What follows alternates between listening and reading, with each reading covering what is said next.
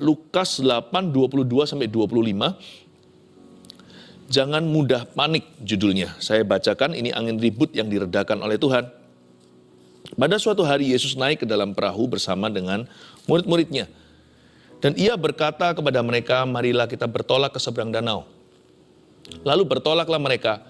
Dan ketika mereka sedang berlayar, Yesus tertidur. Sekonyong-konyong turunlah taufan ke danau, sehingga perahu itu kemasukan air dan mereka berada dalam bahaya. Maka datanglah murid-muridnya membangunkan dia. Katanya, "Guru, guru, kita binasa." Ia pun bangun lalu menghardik angin dan air yang mengamuk itu. Dan angin dan air itu pun reda dan danau itu menjadi teduh. Lalu katanya kepada mereka, "Di manakah kepercayaanmu?" Maka takutlah mereka dan heran, lalu berkata seorang kepada yang lainnya, "Siapa gerangan orang ini? Sehingga ia memberi perintah kepada angin dan air dan mereka taat kepadanya." Sekali lagi, saya coba tekankan bahwa orang yang memperoleh perspektif Tuhan tentang kehidupan tidak akan panikan, melainkan mudah tenang hatinya. Berbahagialah orang peroleh hikmat, karena itu lebih berfaedah daripada memperoleh emas, perak, dan permata. Kalau hati gelisah, apa obatnya? Damai sejahtera melampaui akal budi itu dimulai dengan cara pandang yang benar. Saya akan hari ini saya akan ajarkan lewat firman ini, bagaimana kita itu beriman kepada Tuhan. Dimulai dengan ayat 22 dulu. Pada suatu hari Yesus naik ke dalam perahu bersama-sama dengan muridnya. Stop. Harusnya ini first clue. Ini harusnya menjadi satu bocoran indah. Bahwa panik itu tidak perlu. Mengapa begitu? Karena Yesus naik ke dalam perahu. Perahu murid-muridnya. Kan asal Yesus bersama dengan mereka, Immanuel, Allah beserta. Harusnya mereka tidak usah takut. Kecuali kalau kita sedang bertentangan dengan Tuhan. Misalkan seperti Yunus yang lari ke arah yang berlawanan. Ya dia bisa ekspektasi angin taufan itu tidak akan ada solusinya. Karena dia sedang lari dari panggilan.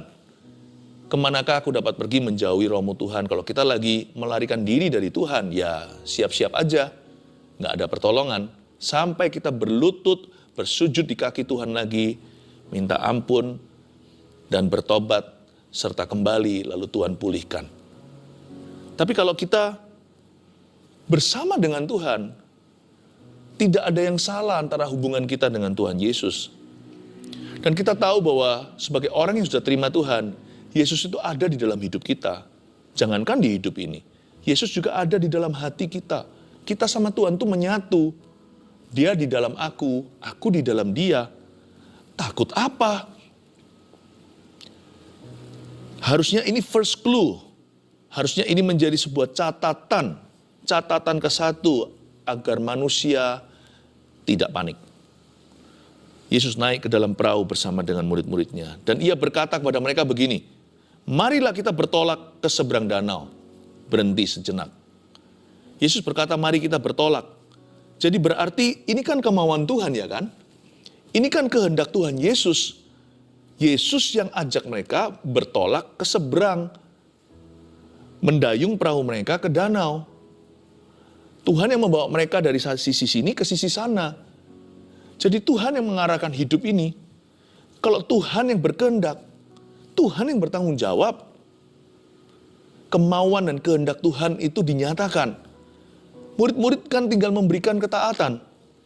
Jadi kalau tiba-tiba di tengah-tengah jalan ada angin taufan, harusnya mereka lemparkan kembali tanggung jawab itu ke tangan Tuhan dan berkata, Tuhan, Engkau yang suruh aku di danau ini. Engkau yang perintahkan agar kami menyeberang ke sana. Sekarang kalau kami diperhadapkan dengan situasi begini, kami nggak takut. Karena Tuhan pegang kendali. Tuhan tuh nggak pernah iseng. Tuhan tuh nggak pernah panik. Kalau Tuhan kasih perintah, Tuhan yang akan memastikan kita sampai ke sana. Asal kita jalan dalam ketaatan. Kita punya keberanian percaya bahwa Tuhan tidak tinggalkan. Asal hati kita tidak tertuduh ada sebuah dosa yang kita sembunyikan atau kita sengaja.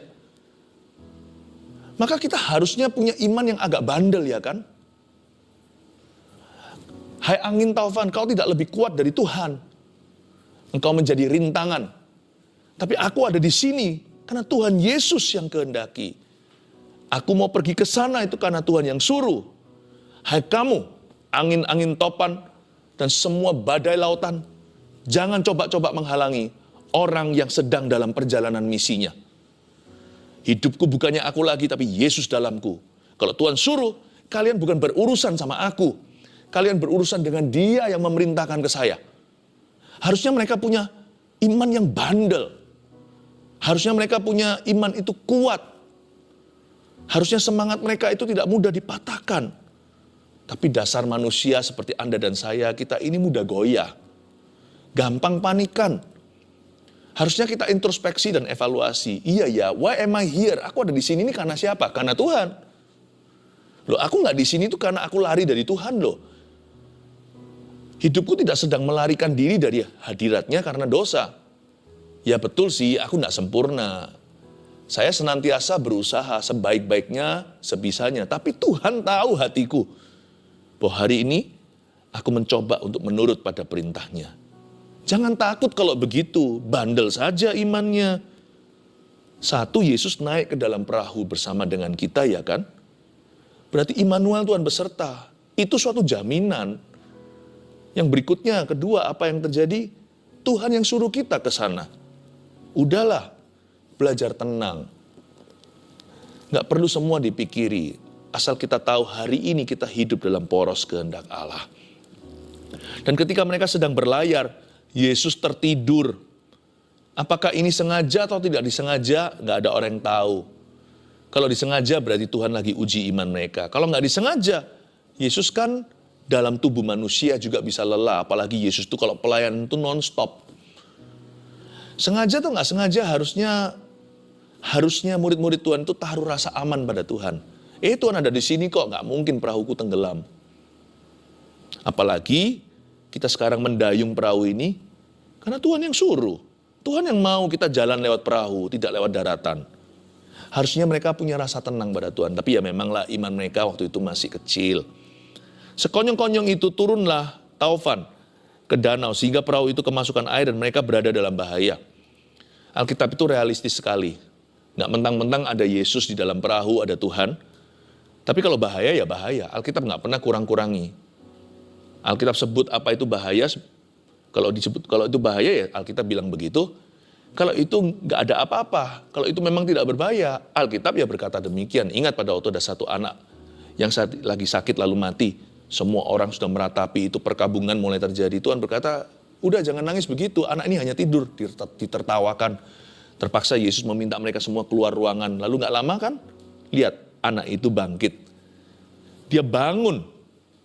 Ya, entah dia koma atau meninggal dunia.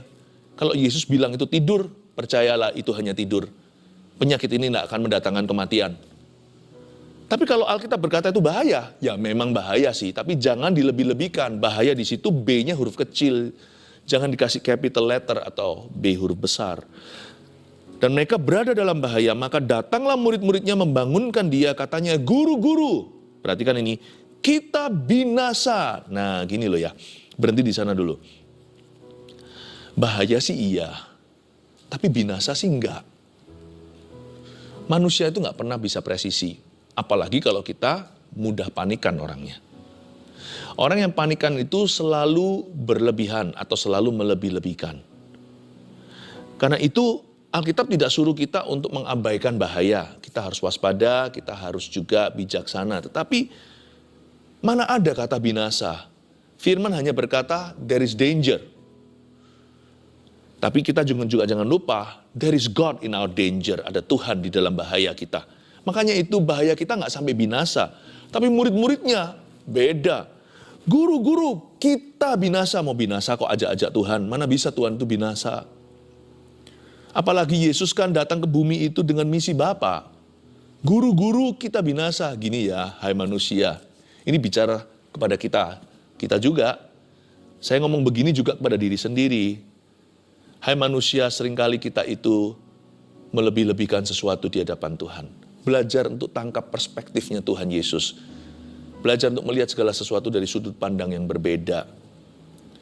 Kalau mau binasa ya binasa sendirilah.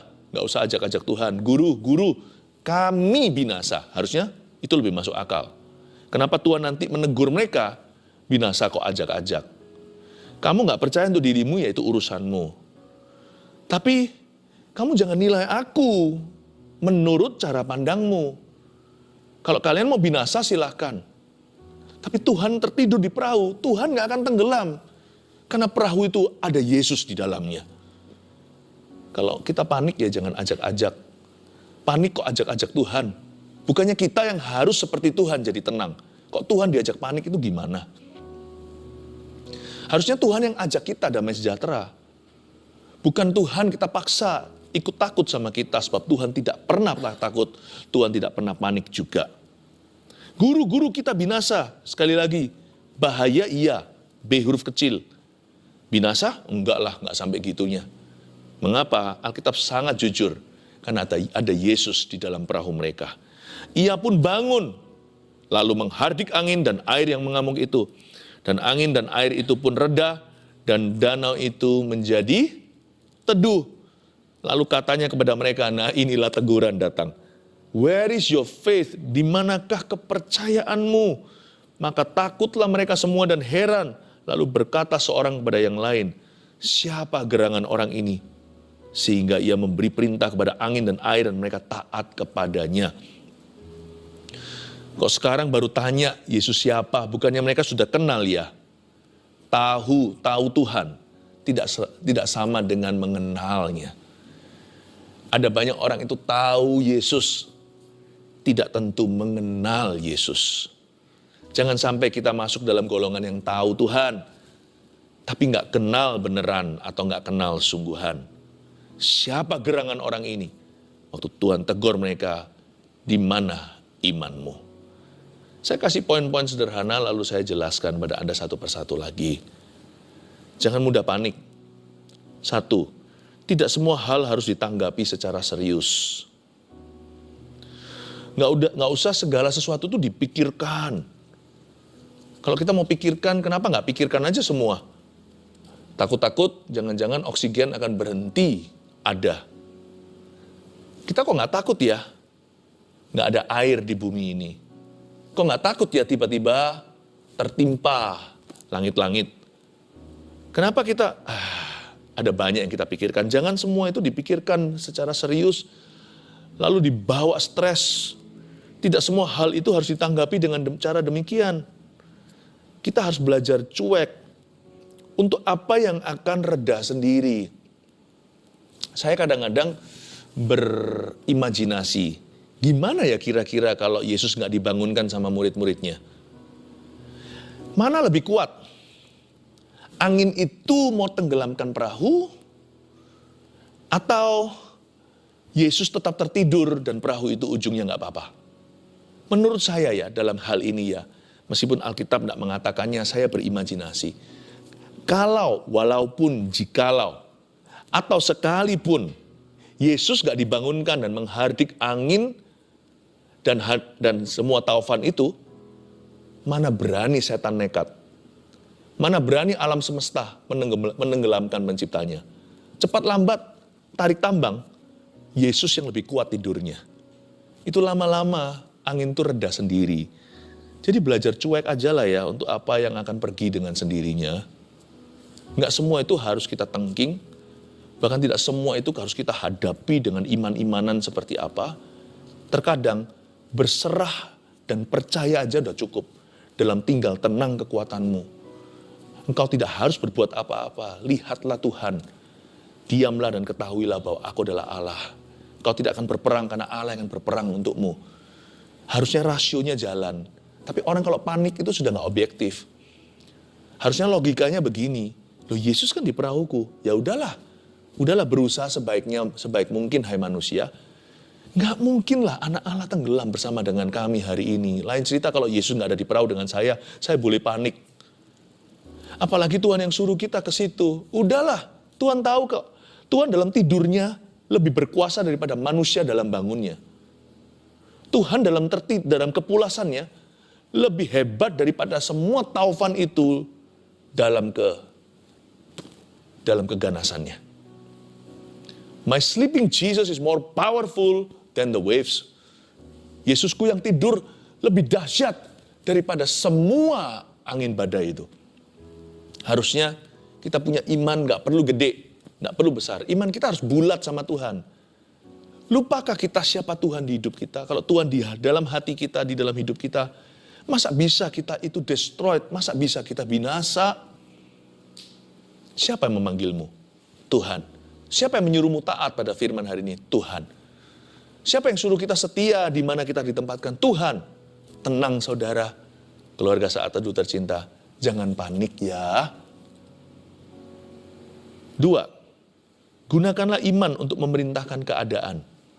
Ayo saya bawa lagi dalam imajinasi dan renungan. Perenungan saya kira-kira begini.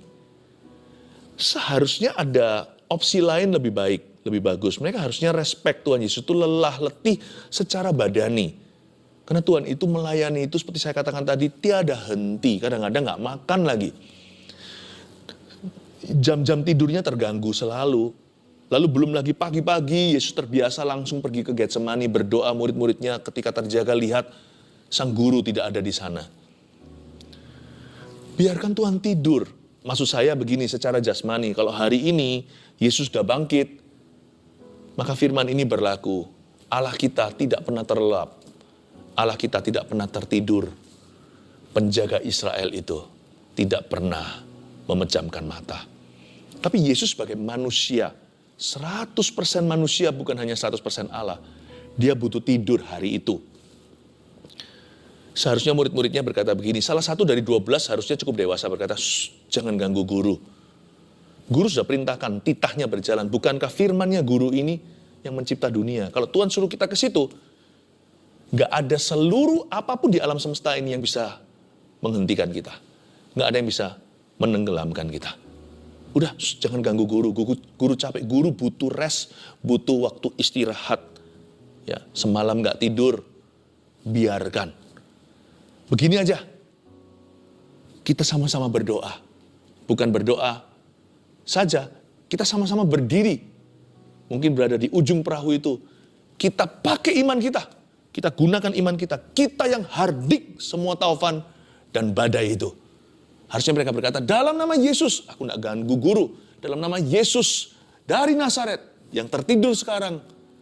Ini, dalam nama Tuhan Yesus.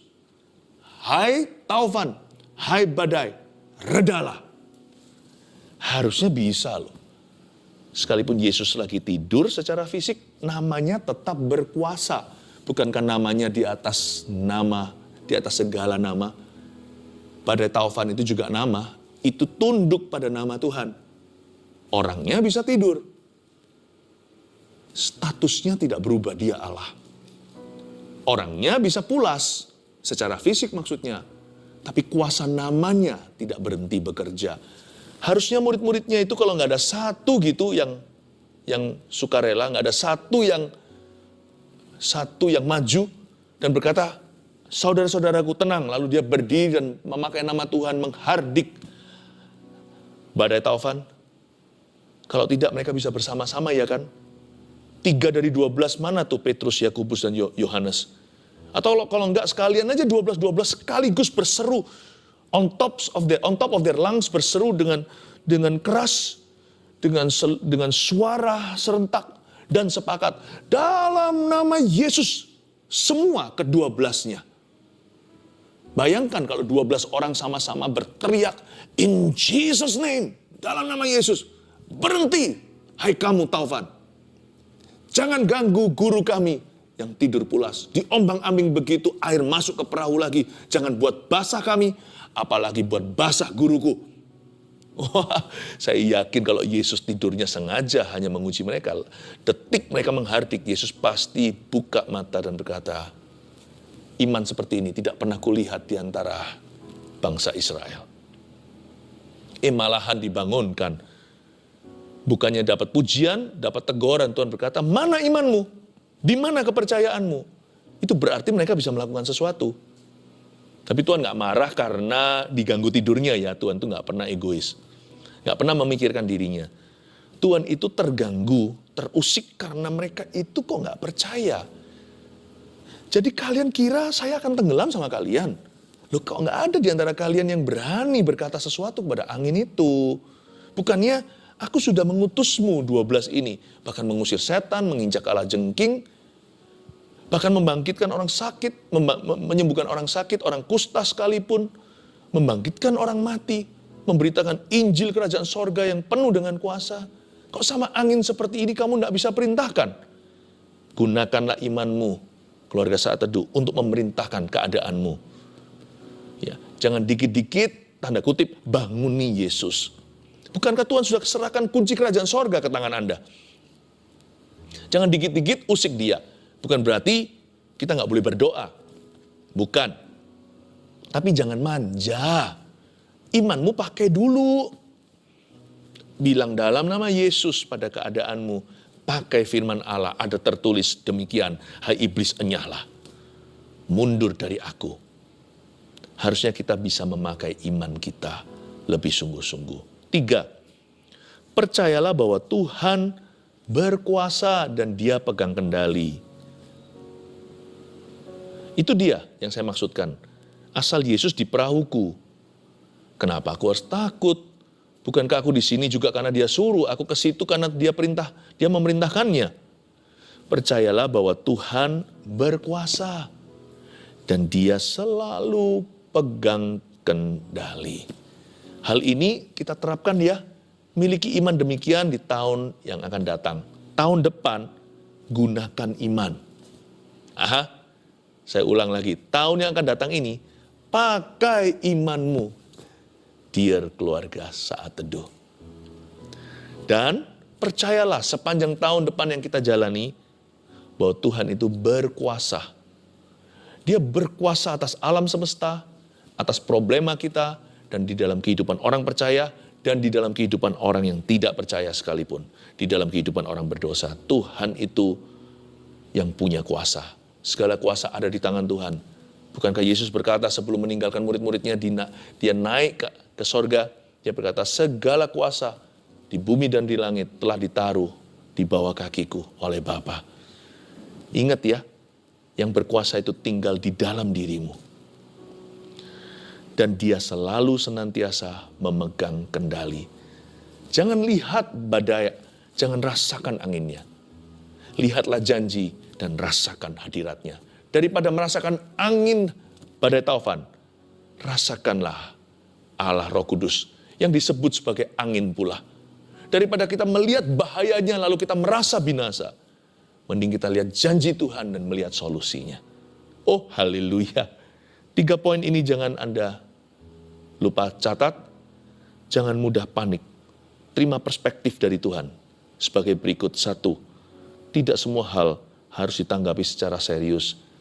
Jangan terlalu serius dan selalu serius. Relax. Ayo pijit-pijit sendiri seperti ini secara rohani dan berkata, relax.